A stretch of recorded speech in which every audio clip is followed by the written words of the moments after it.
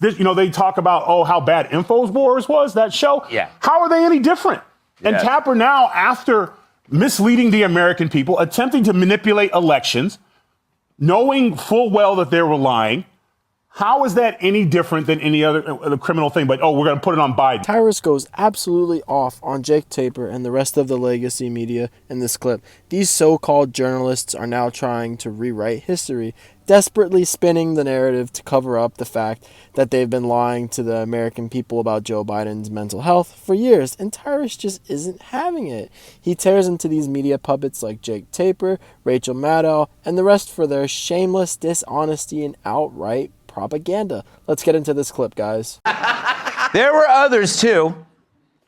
President Biden, my opinion, very much seemed to warm up through the 90 minutes of the debate and clearly beyond. There's a lot of ageism there. More wild speculation from a bunch of people who have probably never been in a room with Joe Biden. Cheap fakes, videos of real events that are intentionally manipulated to fool viewers. We're hearing about so-called cheap fakes. It's playing out on right-wing media. Karine Jean-Pierre and others are calling these cheap fakes. But what it is truly deceitful behavior.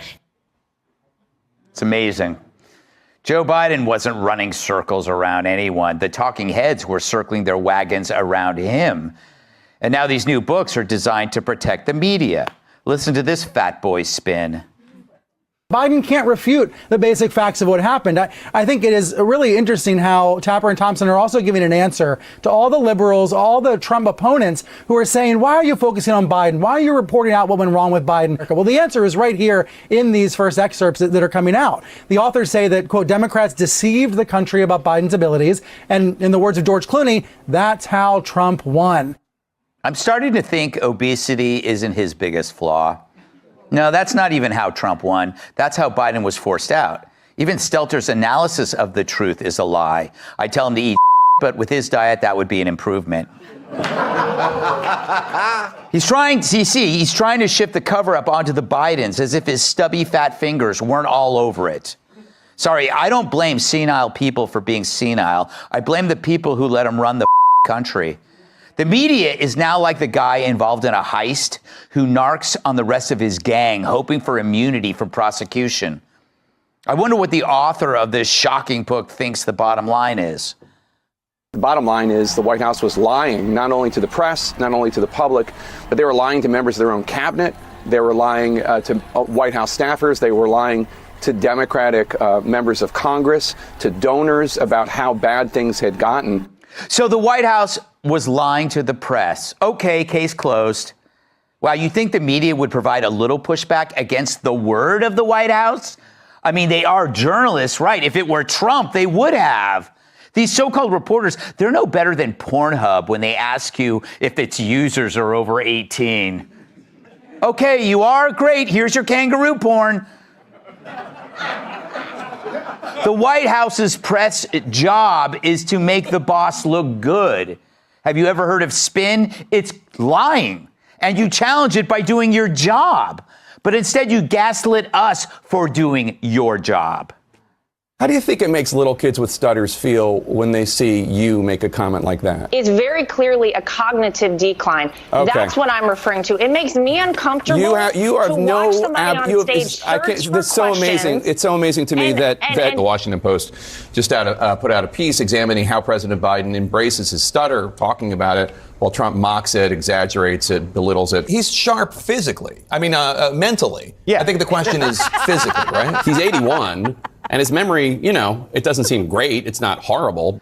It's funny how we never saw him stutter before. And the last time I checked, stuttering doesn't make you wander off into the rainforest. But it doesn't matter. The media is dead. And there's no going back. You could blame the Dems or Dr. Jill. But no, this was self-inflicted. And their time of death, June 27th, 2024. Yeah, guys, they're all just bad. But Jake Tapper and Rachel Maddow, they've got to be two of the worst. It's so obvious and just so bland, and it's all on record. Yeah, they're still out here trying to gaslight the public like we didn't see what happened with our own eyes, but Greg Gutfeld said it the best. There's no going back. The legacy media is just dead, and their viewership has just collapsed. They've had to lay off tons of people, and the truth is, they did it to themselves. Their time is just over. And what's worse is they still refuse to take responsibility. They're not journalists. They haven't been for years. They're full-blown fake news, just pushing narratives, covering for politicians, and doing damage control instead of just telling the truth. They're going to fade out slowly, still pretending they're victims, still acting like they were right about anything, while more and more people just tune them out for good. And honestly, they just deserve it. Let me know what you guys think about that in the comments. If you like this kind of content, make sure to go ahead and like the video, comment your thoughts, subscribe to the channel. It would help me out a lot. And let's get back to the video, guys. Thoughts on this? Or will you recycle old thoughts and pretend that they're new, like we often do on other shows? Well, I had good thoughts, but now I'm second guessing saying them. Whatever.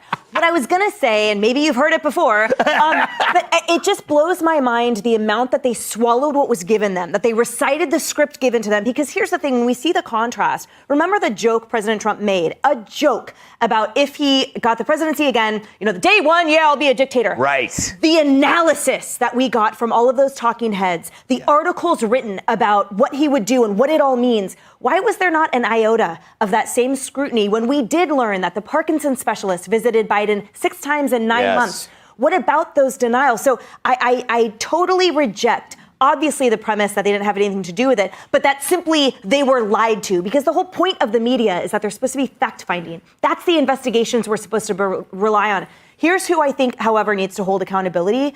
Who is at the top of those networks?